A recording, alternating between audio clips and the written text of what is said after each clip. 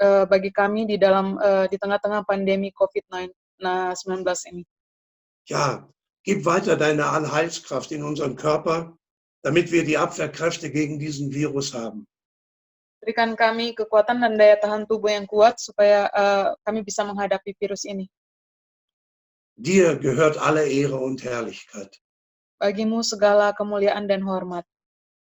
Segne uns mit deiner Weisheit und lass uns so die Wahrheit erkennen. Berkati kami dengan hikmat-Mu sehingga kami bisa mengenal dan mengerti kebenaran-Mu. Lass den Heiligen Geist in unseren Herzen wohnen und Jesus Christus unser Lebensmittelpunkt sein. Biarlah Roh Kudus bisa tinggal di dalam kami sehingga Yesus Kristus menjadi pusat kehidupan kami. Lass uns deine Anwesenheit spüren. Biar kami bisa merasakan kehadiran-Mu, Tuhan. Herr Jesus Christus, Tuhan Yesus fülle Kristus, unsere Herzen mit Liebe und Barmherzigkeit. Amen. penuhi hati kami dengan kasih dan kebaikan. Ja, heute möchte ich in unserer Predigtreihe Wisdom Speaks über das Thema, bitte nun das Bild 2, hüte dich vor deinem Ehrgeiz sprechen. Tema kita hari ini adalah kebijaksanaan dalam berbicara. Doch Kebijaksanaan berbicara. bevor ich mit der Predigt nun beginne, wollen wir unsere Deklaration sprechen. Mari kita sama-sama baca deklarasi kita. Ja, ich spreche sie in Deutsch. Ihr könnt sie auch in Deutsch nachsprechen. Wer es nicht kann, kann es auch in Bahasa Indonesia tun. Kalian bisa mengikuti saya dalam bahasa Jerman, yang nggak bisa, bisa juga dalam bahasa Indonesia. Okay, 1, 2, 3. Das ist eine gute Nachricht. Ich bin durch Gottes Gnade gerettet, nicht durch meine Werke. Ich bin berechtigt, geändert und durch ihn gesegnet. Jetzt weiß ich, alles geschieht für das Gute in meinem Leben, weil ich nach seinem Vorsatz berufen bin. Gemeinsam leben wir zu Gottes Ehre. Menschen sind unsere Mission. Gemeinsamkeit mit Gott macht Anhänger. Größerer Segen. Amen. Amen. Tja, hüte dich vor deinem Ehrgeiz. Waspadalah terhadap ambisimu. Was ist nun Ehrgeiz, vor dem wir uns hüten sollen? Ambisi apa yang harus kita waspadai? Dieses Wort besteht aus 2 Worten. Kalimat Ehrgeiz dalam bahasa Jerman ini berasal dari gabungan 2 kata. Zu einem aus dem Wort Ehre und zum anderen aus dem Wort Geiz. Yang pertama adalah kata Ehre atau artinya hormat, yang satunya lagi adalah katanya Geiz. Ja, Ehre bedeutet Ansehen des Menschen aufgrund seiner Leistung und Stellung in der Gesellschaft. Ehre itu artinya adalah suatu posisi seseorang dalam suatu lingkungan berdasarkan kemampuannya dia atau apa yang dia bisa lakukan. Ja, und Geiz bedeutet ehrgeiziges Festhalten am Besitz.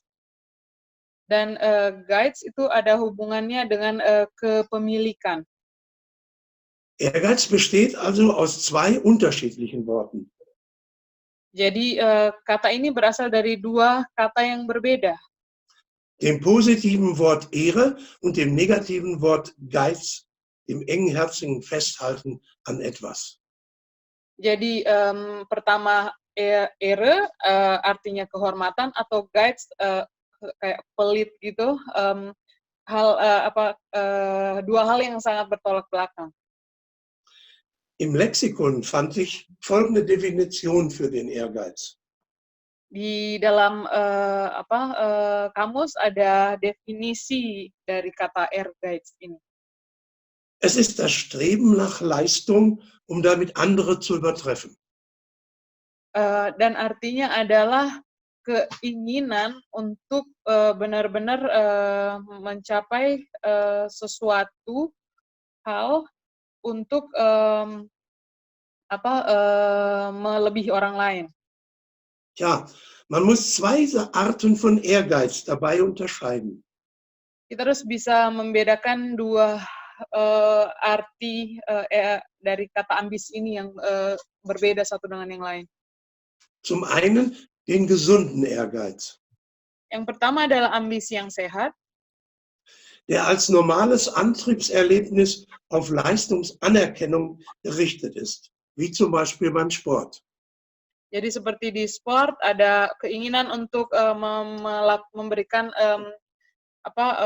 upaya yang terbaik untuk mencapai sesuatu hal. Kein Sportler und kein Wettkämpfer geht an den Start, um nicht zu gewinnen.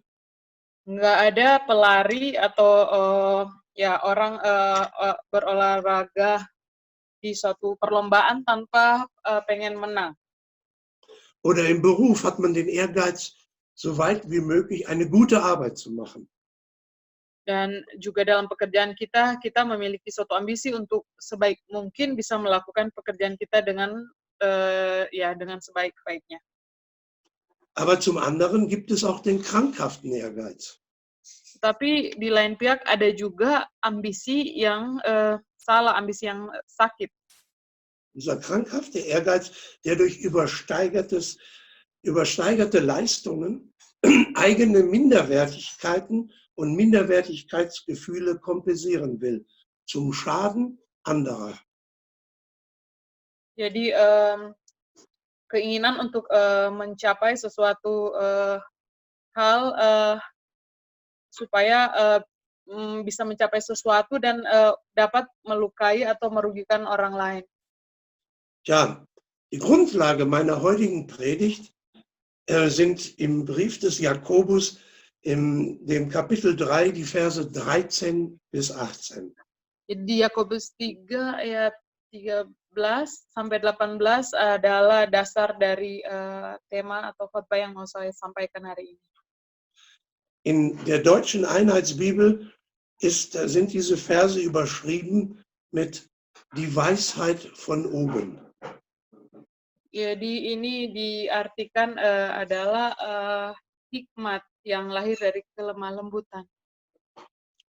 In der Elberfelder Bibel steht als Titel Warnung vor Streitsucht. Di kitab dalam terjemahan Elberfelder ditulis judulnya adalah hati-hati atau waspada terhadap pertengkaran. Und in der Lutherbibel steht die Sünden der Zunge, die Weisheit von oben. Dan di dalam Luther Bible ditulis judulnya dosa dari lidah dan hikmat dari Tuhan.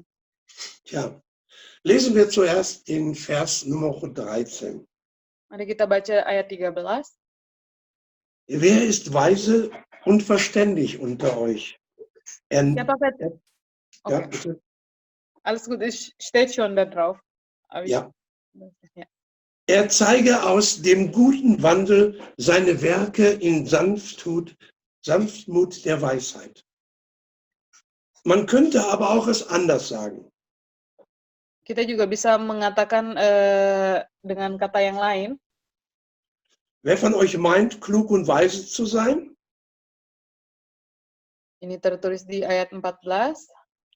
Der soll das durch sein ganzes Leben zu erkennen geben.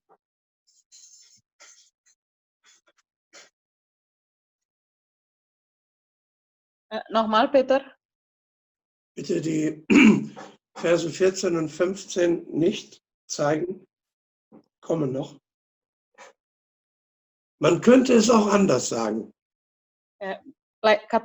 Dengan kata yang lain, Wer von euch meint, kluge und weise zu sein? siapa di antara kamu yang berpikir kamu bijak dan berbudi? Okay. Der soll das durch sein ganzes Leben zu erkennen geben.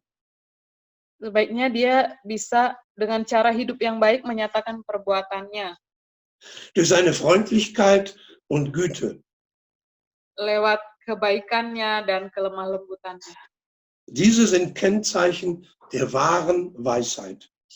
Yesus adalah tanda dari hikmat yang sebenarnya.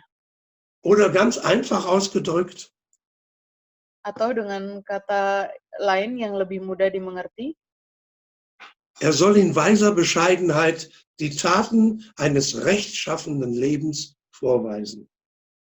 dia harus dengan kebijaksananya menunjukkan cara hidup yang benar. Ja, Jakobus geht es nicht hier um die Theorie des Glaubens, sondern um die Praxis. Jadi Yakobus tidak berbicara tentang teori dari iman, tetapi mengenai prakteknya. In der Überschrift und in den Versen sind schon einige Adjektive und Eigenschaften in diesem Abschnitt des Jakobusbriefes aufgeführt, die das Gegenteil und zum Ehrgeiz beinhalten. Jadi ada beberapa hal yang ditulis yang berhubungan dengan ambisi. Zum Ehrgeiz können nicht gehören Weise oder Weisheit von oben. Apa yang bertentangan dengan ambisi ini adalah kebijaksanaan yang dari Tuhan, dari atas. Denn das ist ja Gottes Weisheit.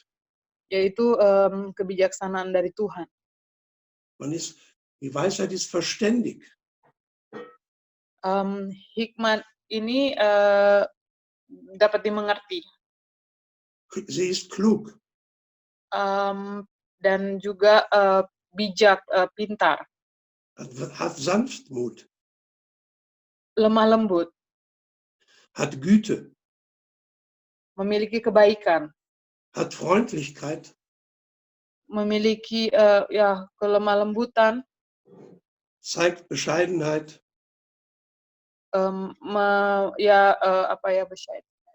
Sederhana. Rechenschaftlichkeit und guten Wandel in Werken. Dan menunjukkan perubahan yang baik dalam perbuatannya.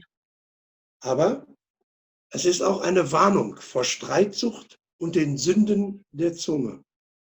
Tapi juga ini adalah suatu peringatan untuk menjauhi dosa-dosa dari lidah atau untuk menjauhi pertengkaran. Ja, die Warnung, hüte dich vor deinem Ehrgeiz. Peringatan ini adalah berkata, waspadailah dirimu terhadap ambisi. Nun das Bild 4. Lesen wir nun weiter die Verse 14 und bis 16. Kita baca ayat 14 sampai 16. Wenn ihr aber bittere Eifersucht und Eigennutz in euren Herzen habt, so rühmt euch nicht und lügt nicht gegen die Wahrheit. Dies ist nicht die Weisheit, die von oben kommt, sondern eine irdische, sinnliche, ja sogar teuflische. Denn wo Eifersucht und Eigennutz ist, da ist Zerrüttung und jede schlechte Tat. Tja, wer ist von uns immer weise und vernünftig? Siapa dari kita yang selalu penuh hikmat dan melakukan hal-hal yang masuk akal atau benar? Ist es der mit weißen Haaren? Entschuldigung? Ist es der mit weißen Haaren? Apakah kamu punya rambut putih? Oder mit hohem Lebensalter? Atau umurmu sudah tinggi? Der immer weise spricht? Yang selalu berbicara dengan bijak? Oder der mit höherer Bildung, eventuell mit einem Doktortitel? Atau yang tingkat pendidikannya tinggi, mungkin ada gelar doktor? Dann frage ich, und wer handelt immer nur vernünftig? Tetapi siapa yang selalu apa yang dia buat selalu benar? Wer von uns war schon einmal sehr unvernünftig und handelte ohne Verstand? Siapa dari kita sudah pernah melakukan hal yang benar-benar nggak masuk akal dan melakukan hal-hal yang sesuatu tanpa pengertian? Ich kann da ein Beispiel von mir selbst geben. Saya bisa memberikan satu contoh dari diri saya sendiri. In Ende der 70er Jahre sollte ich als Beamter auf Lebenszeit übernommen werden.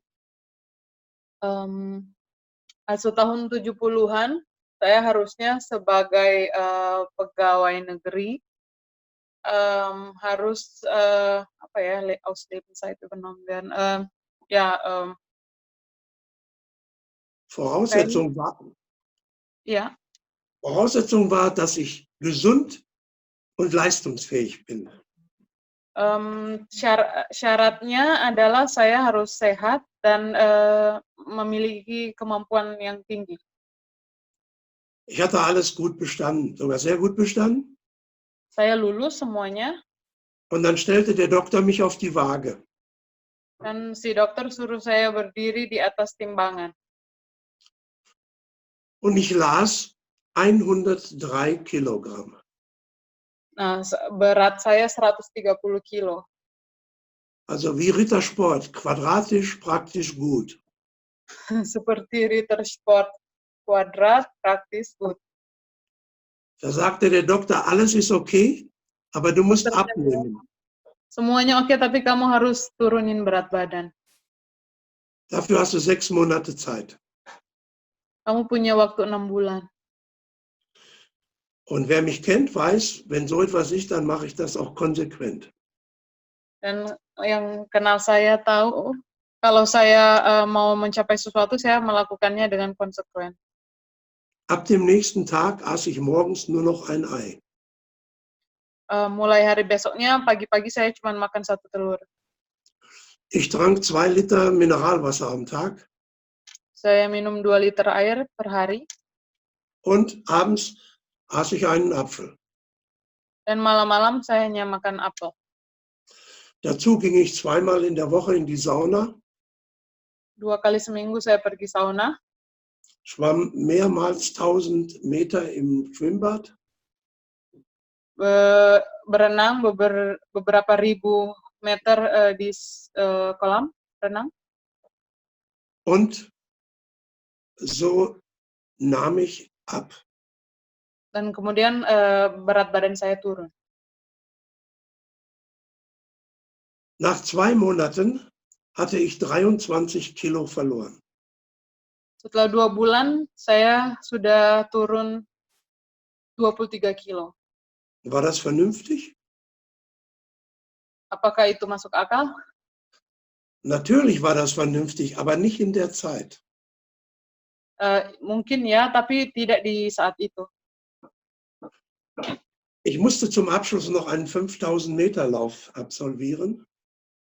Akhirnya saya harus menyelesaikan lari 5.000 meter. Ich fühlte mich leicht und gut.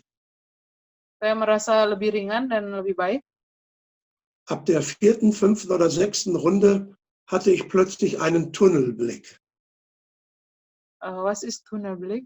Also da kam von außen schwarz, als wenn die Augen immer enger wurden. Tetapi setelah putaran keempat, putaran kelima, saya kayak apa ya, kayak pusing gitu. Es sieht so aus, als wenn man mit dem Auto in einen Tunnel reinfährt. Ya, seakan-akan saya lagi bawa mobil masuk ke dalam tunnel. Und dann wusste ich nichts mehr. Mir erzählte man dann später. Dan kemudian saya nggak tahu apa-apa lagi. Kemudian setelah itu ada yang menceritakan kepada saya. Ich habe mich plötzlich rumgedreht und bin in die entgegengesetzte Richtung gelaufen. Saya katanya putar dan lari ke arah sebaliknya. Man hat mich dann geschnappt und zum Doktor gebracht. Jadi ada orang yang tangkap saya, yang angkat saya dan bawa saya ke dokter. Ich hatte einen Kreislaufkollaps. Jadi kolaps gara-gara Kreislauf. Vernünftig wäre es gewesen, die 23 Kilo in den 6 Monaten abzunehmen. Harusnya vernünftig itu atau masuk akal adalah 23 kilo ini harusnya saya turunkan dalam jangka waktu 6 bulan. Ich habe meiner Gesundheit geschadet. Saya merusak kesehatan saya sendiri. Ich war immer nervös, gereizt. Karena saya mungkin gugup dan ingin cepat. Aber keiner will zugeben, dass man unvernünftig war. Tapi nggak ada kayaknya orang yang mau mengaku kalau dia pernah unvernünftig, ya pernah melakukan sesuatu yang nggak masuk akal. Sonst denken die anderen, man sei schwach oder dumm. Nanti orang lain pikir dia lemah atau bodoh. In der Bibel finden wir genügend Beispiele von Menschen, die mit falschem Ehrgeiz unvernünftig und ohne Weisheit handelten. Di dalam Alkitab kita melihat ada banyak contoh orang-orang yang gara-gara ambisi melakukan hal-hal yang nggak masuk di akal, hal-hal yang nggak pas. So war es auch bei Absalom oder Absalom, dem Sohn von König David. Seperti juga dengan Absalom, anak dari Raja Daud. Eine Geschichte könnt ihr nachlesen später bei 2. Samuel oder 1. Könige. Kalian bisa baca ceritanya di 2 Samuel atau di 1 Raja-Raja. Absalom sah als Mann sehr gut aus. Sebagai seorang laki-laki dia tampangnya bagus sekali. Er war von stattlicher Figur und konnte gut reden. Dia bisa berbicara dengan baik dan figurnya juga sangat baik. Aber durch seinen krankhaften Ehrgeiz konnte er nicht auf den Tod seines Vaters König David warten, um den Königsthron besteigen zu können. Tapi karena ambisinya dia tidak bisa menunggu sampai kematian ayahnya Daud sampai dia untuk naik menjadi raja. Er rebellierte gegen David und brachte eine große Anzahl des Volkes hinter sich. Dia memberontak terhadap Daud dan membawa begitu banyak untuk melawan Daud. David musste fliehen, doch mit seinen Anhängern stellte er sich dann gegen seinen Sohn und es kam zu einer offenen Schlacht. Kemudian Daud harus melarikan diri dan di tengah perjalanan dia bertemu dengan anaknya Absalom dan akhirnya harus ada pertempuran yang besar. Ja, Davids Truppen siegten und Absalom musste fliehen. Dan kemudian Daud akhirnya menang dan Absalom harus melarikan diri. Dabei ritt er mit seinem Pferd durch einen Wald und blieb dann in einer Astgabel mit dem Kopf hängen. Kemudian akhirnya dia jatuh dan kepalanya tergantung. Seine Verfolger fanden ihn und töteten ihn. Orang yang mengejar dia menangkap dia dan kemudian membunuhnya. Ein ruhmloses Ende. Akhir yang sangat memalukan. Er hatte nicht weise und nicht vernünftig gehandelt. Dia tidak melakukannya dengan berhikmat. Wir verstehen unter einem weisen Menschen jemand, der Lebenserfahrung hat. Kita berpikir orang bijak itu orang yang memiliki pengalaman hidup banyak. Der aufgrund seiner reichen Erfahrung weise Ratschläge geben kann. Yang lewat pengalaman yang begitu banyak dia bisa memberikan banyak saran-saran. Daneben verstehen wir auch unter Weisheit auch Sachverstand und Rat von Experten. Demikian juga dengan saran atau bimbingan dari expert. Im Duden lesen wir hierzu. Di Yudas kita membaca. Im Duden. Di Duden kita membaca. Weisheit ist durch Lebenserfahren gewonnene innere Reife, Altersweisheit, Lebensweisheit. hikmat adalah cara hidup, ada yang tentang ya hikmat kehidupan dan cara untuk hidup. Oder auch durch Erfahrung gewonnene Lehre. Atau pengajaran yang didapat melalui pengalaman. Wie zum Beispiel Bauernweisheit. Seperti kebijakan atau kebijaksanaan dari seorang petani. Oder Binsenweisheit. Was ist Binsenweisheit? Binsenweisheit ist Winston. Binsen, ja. Atau dari orang yang yang tanam anggur, ada ya tani anggur. Ja, eine Weisheit, die sagt, wenn es regnet, wird man nass. Yang bilang kalau hujan orang akan basah. Oder nachts ist es dunkel. Ya, kalau malam pasti gelap. Das ist Binsenweisheit, ja. Ya, Aber es gibt dann noch eine Bücherweisheit. Menschen haben sich das angelesen. Ada juga hikmat yang dari buku, jadi kita bisa dapat dengan membacanya. Oder eine Schulweisheit, das, was man gelernt hat in der Schule. Atau apa yang kita belajar di sekolah. Oder auch Spruchweisheit, das lesen wir in der Bibel in dem Buch der Sprüche. Atau kebijaksanaan Amsal, apa yang kita bisa baca di kitab Amsal. Oder auch so eine Volksweisheit. Atau ada juga apa yang dibicarakan orang-orang. Dagegen aber, für Jakobus lässt sich Weisheit nicht am Alter festmachen. Tapi apa yang dibicarakan oleh Yakobus, hikmat ini tidak adalah hanya ya sedikit berhubungan dengan umur. Auch nicht an Erfahrung oder Sachverstand. Atau pengalaman atau pengertian tentang ya keahlian suatu hal. Weisheit zeigt sich für Jakobus im Lebensalltag eines Christen. Kebijaksanaan ini adalah sesuatu yang dapat ditunjukkan dalam kehidupan orang Kristen. Nicht die Theorie, sondern die Praxis, das Verhalten im Leben. Bukan teori tetapi prakteknya, bagaimana cara hidup. Ja, nicht an klugen Worten und auch nicht an handfesten Taten. Bukan lewat perkataan tetapi lewat perbuatan. Sondern am Lebensstil. Dan cara hidup. Die menschliche Weisheit nennt Jakobus eine irdische, sinnliche und teuflische Weisheit. Jadi ada kebijaksanaan yang yang jahat dan ada yang baik. Was wir sehen, bestimmt unsere Weisheit. Apa yang kita lihat itu mempengaruhi kebijaksanaan kita. Ein Schriftsteller hat einmal gesagt, was wir sehen, ist ein Spiegelbild unserer Seele.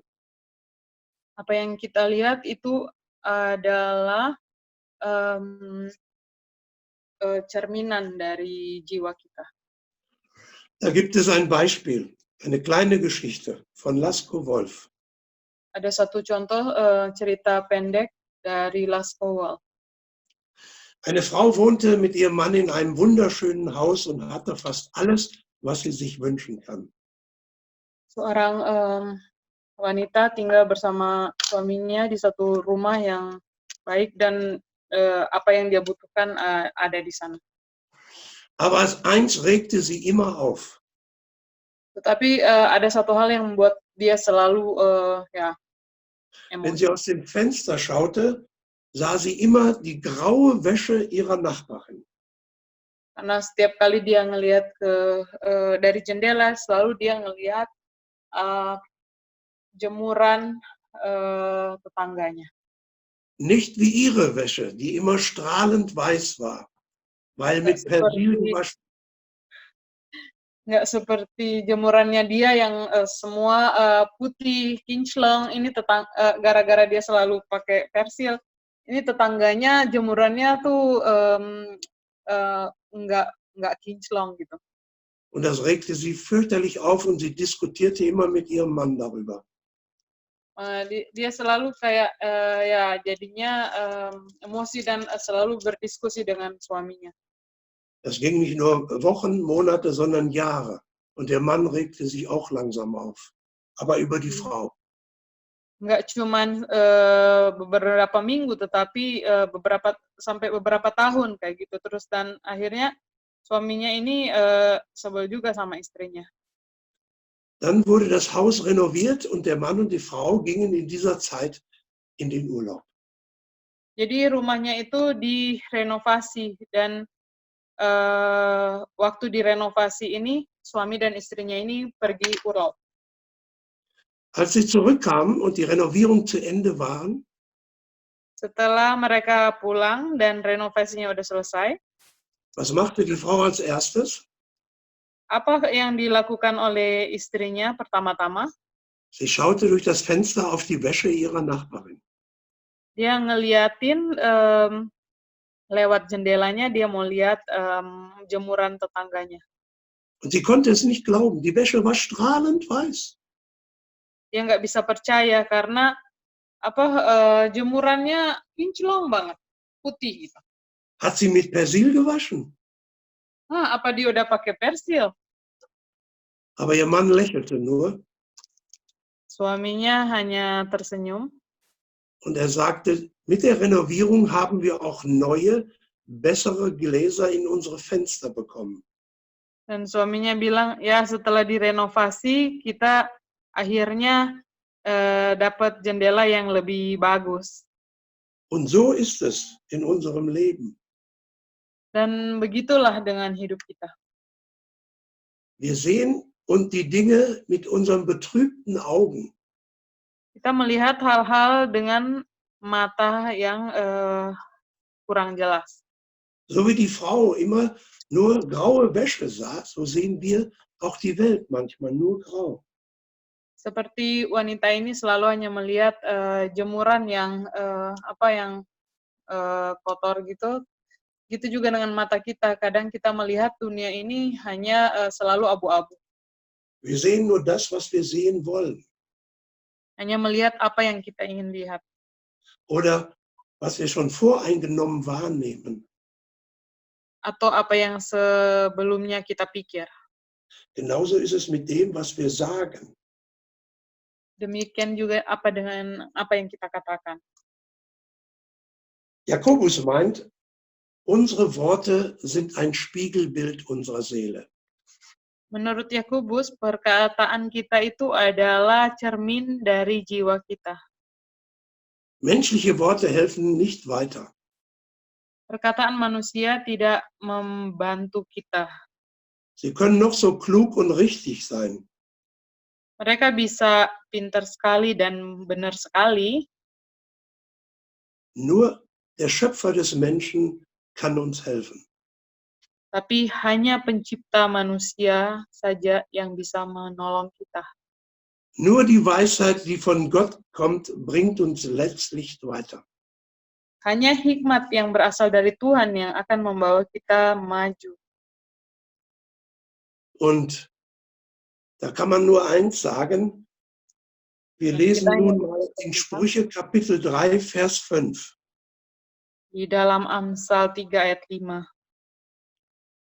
Vertraue auf den Herrn mit deinem ganzen Herzen und stütze dich nicht auf deinen Verstand. Also, bitte um die Weisheit von oben. Jadi mintalah hikmat dari atas. Denn bei Absalom haben wir gesehen, wohin es führt, wenn man sich auf seinen eigenen Verstand verlässt. Karena seperti Absalom, kita bisa melihat dari cerita ini, apa yang terjadi kalau kita mengandalkan kemampuan dan pengertian kita sendiri. Diese irdische, teuflische Weisheit führt uns nur zu einem falschen Ergebnis. Hikmat dari si jahat itu yang akan membawa ke hasil yang salah. Und dieses Ergebnis ist falscher Ehrgeiz. Dan hasilnya ini adalah ambisi yang salah. Lesen wir nun im Jakobusbrief Kapitel 3, die Verse 17 und 18. Mari kita baca dalam Yakobus 3 ayat 17 sampai 18. Die Weisheit von oben aber ist erstens rein, dann friedvoll, milde, folgsam, voller Barmherzigkeit und guter Früchte, unparteiisch, ungeheuchelt. Die Frucht der Gerechtigkeit aber wird im Frieden denen gesät, die Frieden stiften. Letzte Woche hat Pastor Martha ausführlich hierüber gepredigt. Minggu lalu Pastor Martha khotbah. Sie hat ausführlich die Adjektive der göttlichen Weisheit, der Weisheit von oben erläutert. Dia memperjelas mengenai sifat-sifat dari hikmat yang dari atas. Ja, so brauche ich nicht weiter darauf einzugehen. Saya nggak perlu lagi nyebutin atau mendalami satu hal itu. Ja, die Berufung auf göttliche Weisheit, wir können es einfach als die richtige Erkenntnis bezeichnen. Panggilan dari hikmat Tuhan dapat kita jelaskan. Diese Weisheit führt uns zu einem verstärkten Miteinander mit unseren Mitmenschen und Mitchristen. Hikmat ini adalah yang akan membawa kita lebih dekat satu dengan yang lain, dengan orang sekitar kita, dengan orang-orang Kristen sekitar kita. In dieser Weisheit sind Wahrheit und Liebe. Dan di dalam hikmat ini ada kebenaran dan kasih. Wahrheit und Liebe sind wie Zwillinge, die zusammengehören. Ini seperti kembaran yang nempel satu dengan yang lain. Rechthaberei, voreinander auftrumpfen, seine Meinung durchsetzen oder anderen die Fehler vorwerfen, weil nur ich Recht habe, sind das genaue Gegenteil. Selalu berpikir bahwa kita yang benar dan yang lain salah, itu adalah kebalikan dari apa yang tadi saya katakan. Ein Pfarrer im 19. Jahrhundert hat Folgendes als seine Lebensweisheit gesagt. Seorang pemimpin agama, seorang pendeta gitu dari tahun ini, dulu mereka mengatakan bahwa hikmat adalah seperti ini. Ich will nicht aussprechen, was mich erhöht. Saya nggak mau bilang apa yang meninggikan saya. Ebenso nichts, was einen anderen herabsetzt. Begitupun untuk merendahkan orang lain. Außer es sei überaus notwendig. Kecuali kalau itu benar-benar perlu. Ich will so gegen jedermann gesinnt sein, dass ich mich vor ihm nicht zu schämen brauche, wenn ich ihm in der Ewigkeit begegne. Saya mau bertindak sesuatu supaya kalau saya ketemu orang ini, saya nggak malu. Jakobus weist im Vers 18 darauf hin, dass wirkliche und von Gott gewirkte Weisheit Frieden bringt. Yakobus menceritakan bahwa hikmat yang dari Tuhan membawa kedamaian. Nicht das Durchsetzen der eigenen Meinung wird gepriesen, sondern das verbindliche und friedensstiftende Wort. Bukan cara kita mendapatkan apa yang kita mau atau apa yang kita pikir benar, itu yang baik, tetapi bagaimana kita bisa menjaga damai. Diese wirkliche göttliche Weisheit ist nicht durch Studium oder Lebenserfahrung zu bekommen.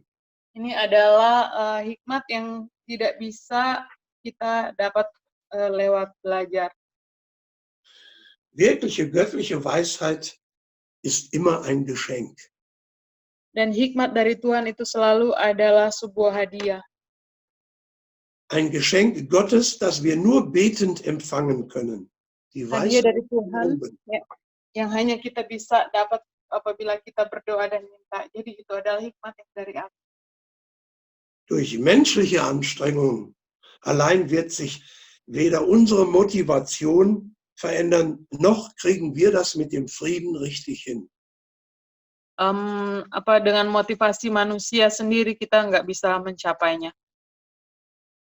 Wir müssen Jesus an unser Herz heranlassen. Kita harus minta Yesus masuk dalam hati kita. Dieses geschieht durch Beten. Dan ini terjadi lewat berdoa. So haben wir auch einen Passus in unserem Vaterunser.